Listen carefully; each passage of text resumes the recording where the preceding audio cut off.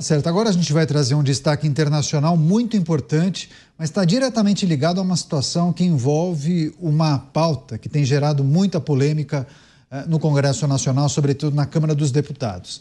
Aquela discussão sobre aborto e estupro tem gerado, claro, muita polêmica, sobretudo na Câmara Federal, inclusive aquele PL do aborto de coautoria do delegado Palumbo, mas também tem muitas discussões que acontecem em vários estados norte-americanos. E essa notícia chega do estado do Tennessee, porque o governador Bill Lee, ele promulgou uma nova lei que estabelece a pena de morte para indivíduos condenados por estupro de menores de idade. Essa lei, que entra em vigor no começo de julho, enfrenta vários obstáculos significativos devido à decisão da Suprema Corte norte-americana que proíbe a aplicação da pena de morte nesses casos. Apesar dessas restrições, a lei busca instigar um novo debate sobre o tema e pressionar a Suprema Corte, atualmente de maioria conservadora, a rever essa proibição. A norma argumenta que, em casos extremamente graves de abuso contra crianças, medidas severas, como pena de morte, são necessárias para servir como último recurso de justiça e proteger os menores de idade de crimes hediondos, além de servir como um forte desincentivo aos criminosos. Você, Cristiano Beraldo, acompanhou essa notícia, inclusive na nossa reunião virtual, ele sugeriu esse destaque, ampla repercussão nos Estados Unidos, que a gente precisa considerar, fazendo inclusive uma conexão com os debates que acontecem aqui no Brasil, hein, Beraldo? Pois é interessante essa decisão no estado do Tennessee, justamente quando no Brasil a gente viu o debate sobre aborto ser transformado num debate sobre meninas menores de idade que são estupradas e que quem é contra o aborto é a favor de estuprador. Quer dizer, se fez uma conexão completamente sem sentido para tentar levar a opinião pública, as pessoas a chegarem a uma conclusão absolutamente errada sobre o tema. E aí, essa decisão do estado de Tennessee reforça uma posição que foi expressada por mim e pelo delegado, pelo Mota, aqui no programa, de que a pena para o estuprador tem que ser implacável. Eu, inclusive, falei aqui que era a favor da pena de morte para estuprador, nesse caso aí, estuprador de menores de idade. Castração química, todo e qualquer penalidade possível para alguém que olha uma criança e decide, toma a iniciativa de abusar sexualmente de uma criança, que é violar aquilo que a criança tem de mais valioso, que é a sua pureza. Quem tem essa experiência de ser pai, de ser mãe, de, enfim, ser próximo a uma criança, sabe que nada substitui aquele abraço sincero, aquele beijo sincero, aquele carinho sincero que vem de uma criança. Um gesto absolutamente puro, imaculado, que só as crianças são capazes de produzir. E imaginar que alguém se aproveita disso para uma pira, uma satisfação sexual, isso realmente gera um repúdio extremamente forte em mim e em qualquer pessoa de bem, de bom senso. Então, o foco aqui é importante colocar para essa discussão no Brasil é que nada pode ser maior do que a punição ao estuprador, sobretudo estuprador de menores de idade, porque ele merece o máximo de punição possível, no caso do Tennessee, a morte. Parabéns ao Tennessee. É um crime tão terrível que nem os condenados, os prisioneiros aceitam isso. Muitas vezes tiram a vida do condenado ou fazem a mesma coisa com ele, né, delegado Palumbo? Isso acontece no Brasil, a gente já ouviu muitas histórias. Mas queria também que o senhor trouxesse sua reflexão sobre essa medida, essa lei no estado do Tennessee, pena de morte para estupradores de crianças. Delegado. Parabéns para o estado do Tennessee, que notícia boa, né? Imagine isso aqui no Brasil, o alvoroço que ia causar, né? Esses grupos de defensor de bandidos iam fazer tudo quanto é manifestação, iam parar avenidas, porque onde já se viu matar uma pessoa que estupra uma criança, né? Porque eles defendem bandido o tempo todo e não tem pudor nenhum. Defendem bandido, é o que você falou, Caniata. O estupro não é aceito na população carcerária. Eles não só matam, não. Antes eles torturam. e eles vão arrancando partes do corpo, fazem empalamento, corta a orelha, coloca na cabeça. Eles realmente torturam. Por quê? Porque não é aceito. Ele só é aceito aqui no Brasil por parte dos políticos e de defensores de bandido, que acha normal ter saidinha, ter progressão de regime, que tem que ressocializar. O preso não quer ser ressocializado, ele quer ficar na cadeia, pegar um celular e cometer o crime do mesmo jeito que ele cometia aqui na rua, mas de modo por telefone. É isso que eles querem. Eles não querem trabalhar. A maioria dos presos sequer querem trabalhar. Eles ficam lá com uma lorota, vão enrolando. Alguns leem alguns livros, né? E aí tira 1000 dias de cadeia, como o Alexandre Nardoni. Isso aqui é o paraíso dos criminosos. Se tem um país bom para criminoso, esse país chama-se Brasil. Só que quem paga a conta somos nós. É o meu filho, a minha filha, o filho de vocês, parente de vocês, porque são assaltados o tempo todo. E aí a gente vê um monte de defensor de bandido. Tivemos a comemoração por parte do ministro da Justiça, que falou que na audiência de custódia se solta 50% dos presos. Isso é um absurdo, é um tapa na cara da sociedade. O que o ladrão vai fazer? O que o ladrão de celular vai pensar? Eu nunca vou preso. Eu já comentei aqui, teve um bandido que eu prendi 7 vezes na boca das motos, com moto roubada, receptação, e ele já me chamava pelo nome. Ele falava, Palumbo, eu vou sair na audiência de custódia. Eu falei, mas eu vou cumprir a lei. E ainda tenho que ouvir, mas antes de sair eu tomo o meu suquinho de laranja que eles oferecem lá. Muitas escolas municipais pelo Brasil não tem suquinho de laranja. Então aqui a gente fica romantizando o crime e quem paga a conta é o cidadão do bem. Decisão do estado do Tennessee, nos Estados Unidos, aprovando pena de morte para condenados por estupro de crianças. Você, Mota? Esse é um debate importante, Caniato. Eu achei bom que essa notícia foi selecionada. Esse é um debate que nunca acontece aqui no Brasil, porque o assunto criminalidade é sempre discutido de forma equivocada. Aqui, esse debate foi monopolizado por pessoas que não acreditam em punição, com algumas exceções. Antes que eu me esqueça, para crime de opinião, elas acreditam sim. Se você tiver uma opinião que elas não gostam, aí elas acham que tem que prender muito, né? Se você espalhar fake news, se você estiver do lado errado da política, cana dura. Agora, para assaltantes, homicidas e estupradores, não. Para eles, sempre tem que ter uma nova chance. Agora, o debate continua sendo importante, Caniato. Eu fico muito feliz do Pingos contribuir para isso. E eu quero agora me dirigir ao nosso espectador, ao nosso ouvinte. Se você acha que essa lei do Tennessee está errada, eu peço a você que faça uma reflexão e responda. Que tipo de pena você acha adequada para um criminoso como esse aqui no Brasil? E eu peço aos espectadores, respondam nos comentários. A gente quer ouvir você. Que tipo de pena você acha que é adequada para alguém que comete um crime como esse? Pois é, bom exercício esse, viu, Mota? Agora, Beraldo, você está aí nos Estados... Nossa, quer fazer um comentário antes, Beraldo? Eu vou te perguntar alguma coisa referente à Suprema Corte, mas manda aí. Só para colocar um contexto adicional nessa diferença entre Estados Unidos e Brasil, é que essa decisão foi tomada no estado do Tennessee. Então, se alguém está pensando em estuprar, se alguém está preocupado com os estupradores, simplesmente faz as malas e vai embora do estado do Tennessee, porque há independência dos estados. Isso é que falta ao Brasil, para que você possa escolher onde você mora conforme as regras que estão regendo ali a sociedade. Se você quer andar no meio de drogado, se você acha que não tem problema o roubo, se você quer ver um ambiente absolutamente decadente, esculhambado, vá para a Califórnia, não fique no Tennessee. Não vá morar num lugar que se pune com rigor quem não cumpre a lei.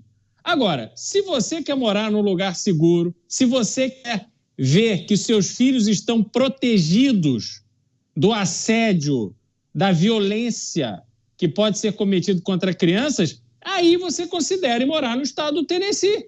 E você vai viver uma vida tranquila de acordo com aquilo que você acredita. No Brasil, não. No Brasil, todo mundo tem que viver conforme as mesmas leis, como se a realidade do Mato Grosso do Sul fosse igual à realidade do Piauí. Se a realidade do Rio Grande do Sul, que agora passa por esse momento de desespero pela sua reconstrução, fosse a mesma realidade de Tocantins. Não é, nós precisamos respeitar as diferenças que existem no Brasil e isso não nos faz menos brasileiros. Isso não nos desune como povo. Tem que acabar com essa ideia medíocre de que, tendo independência, se não tiver a mão forte da União, o Brasil se desorganiza como uma nação única. Isso não existe. E os Estados Unidos é um excelente exemplo para demonstrar isso. Mota, o pessoal está respondendo a sua convocação, viu? Muitas manifestações, eu posso dizer que centenas. Está até difícil de compilar, mas você teria um palpite de qual ideia seria a vitoriosa, pelo menos de acordo com a nossa audiência? Não tenho, Canhato. Não, sim, várias. Prisão perpétua, mas a grande maioria, pena de morte.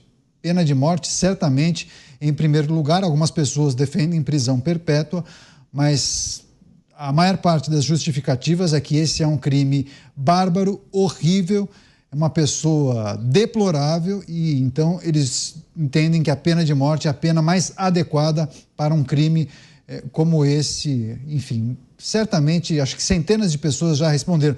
Tem um aqui, o Divo Razera, corredor polonês todos os dias e depois pena de morte. Enfim, quero agradecer as pessoas que estão participando no nosso chat, enviando as respostas e também suas opiniões para esse questionamento feito pelo Mota. Deixa só, Beraldo, tem um outro aspecto que eu queria tratar com você em relação à Suprema Corte dos Estados Unidos. Na notícia a gente trouxe essa informação que essa decisão do Tennessee poderia pressionar a Suprema Corte americana. Há um entendimento diferente, inclusive, da Suprema Corte. Como funcionaria aí, Beraldo? Assim, a Constituição americana é uma Constituição antiga, talvez a mais antiga do mundo, num país democrático, e ela é muito pequena, ela é simples, tiveram poucas emendas ao longo de 2 séculos, e a Suprema Corte ela tem um papel de Suprema Corte. Aliás, é uma aberração isso que nós vivemos no Brasil, mais uma produção da Constituição de 1988, em que a Suprema Corte brasileira lida com dezenas de milhares de processos e todo dia chega um monte de processo e tal, quer dizer, não tem como a Suprema Corte exercer o seu papel supremo de ser a palavra que vai reger as decisões do judiciário nesse volume de trabalho. Então, nos Estados Unidos, esse debate da questão da pena de morte, ele é pacificado, você tem ali a autonomia dos estados para determinar a penalidade capital. E a Suprema Corte, ela hoje, a tendência é ela não interferir nesse tipo de conduta.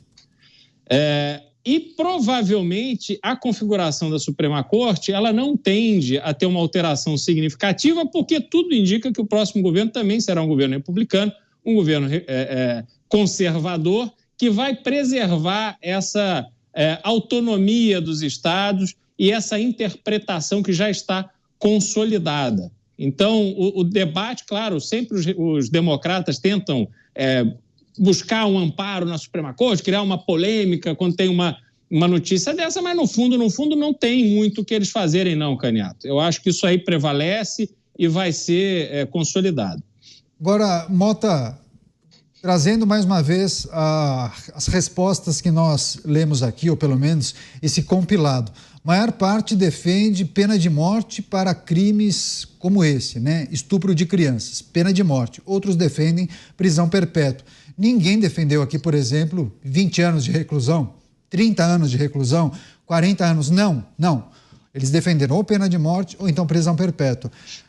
Por qual razão grande parte do país entende que a nossa legislação é descolada do que defende e quer grande parte da população? Parece que muitas vezes, depois eu vou passar para o delegado também, parece que os legisladores vão na contramão do que grande parte do país pensa e quer.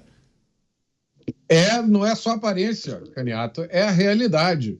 E, na minha opinião, isso acontece porque os legisladores e os juristas frequentemente esquecem a dimensão moral do crime. Eles tratam essa questão de crime e punição como se fosse uma coisa técnica. Vamos olhar nos manuais, como se fosse um debate numa aula de direito para ver quem ganha, né? Então, você tem o promotor tentando a maior pena possível para o estuprador de uma criança, e você tem lá o defensor tentando fazer com que o cara não passe nem um dia preso. É como se fosse uma competição entre os dois, mas, na verdade, é uma competição entre um criminoso sádico e perverso e uma criança inocente. Quando você coloca a questão da forma correta, a resposta é essa que as pessoas estão dando. Eu duvido que uma pessoa normal consiga sentar e raciocinar. Não, estupro de criança, 7 anos. Não, 10 anos, 12 anos, 15 anos. Depois de 15 anos, o sujeito sai e aí ele não vai voltar a cometer aquele crime horroroso que ele cometeu? Será que qualquer crime a gente pode tratar dessa forma? Dá uma sentença, quando o cara sair, esquece. E olha, eu estou descrevendo uma situação que nem existe no Brasil, né? Porque ninguém cumpre a pena completa no Brasil. Então, se o cara foi condenado a 15 anos, uns 5 anos ele já está de novo na rua. Mas foi uma criança envolvida nisso. E o que a gente está falando só para abuso sexual se aplica também para a morte. Esses caras voltam para a rua. Por que a gente esquece a dimensão moral dessas questões? E quando a gente traz a dimensão moral para o debate, Caniato, nós somos ofendidos. Nós somos alvo de discurso de ódio. Chamam a gente de tudo quanto é nome. Porque a gente diz, como a maioria das pessoas está dizendo, certos crimes são imperdoáveis. Então, a pessoa que pensa em cometer um crime desses tem que saber disso. Ela vai cometer o crime e a vida dela nunca mais vai voltar ao normal. Se nós, como sociedade, não estamos dispostos a cobrar esse preço do criminoso, adivinha quem vai pagar esse preço? Pois é, exatamente. Agora, delegado Palumbo, trazendo a percepção de quem está ali no Congresso Nacional, na Câmara dos Deputados, eu fico pensando, se o senhor, com o seu gabinete, com seus assessores, redigem um projeto de lei de endurecimento de pena, ou até uma previsão de aumento a possibilidade de pena de morte para um caso específico de crime, como o estupro de crianças, o pessoal vai dar risada de você. O senhor vai ser alvo de chacota na Câmara dos Deputados, né? Mas por qual razão não há o entendimento de que é preciso ouvir a população? E porque no Brasil tem mais de 800 mil presos que têm família. Se a gente colocar 5 por família, é voto pra caramba. E os votos dessas pessoas são sempre no mesmo nicho de político ideológico. Por isso que eles defendem tanto bandido. No Brasil é proibido a pena de morte, salvo em caso de guerra declarada. No artigo 5º, é uma cláusula pétrea. O que é isso? Ela não pode ser mudada. Só pode ser mudada através de uma nova constituinte. Então, não vai mudar nunca. Mas eu tenho projetos de lei, eu tenho projetos de lei, por exemplo, de estupro para tornar de 25 a 30 anos. Vai ficar lá, enjaulado 30 anos. Eu tenho projeto de lei para acabar com a progressão.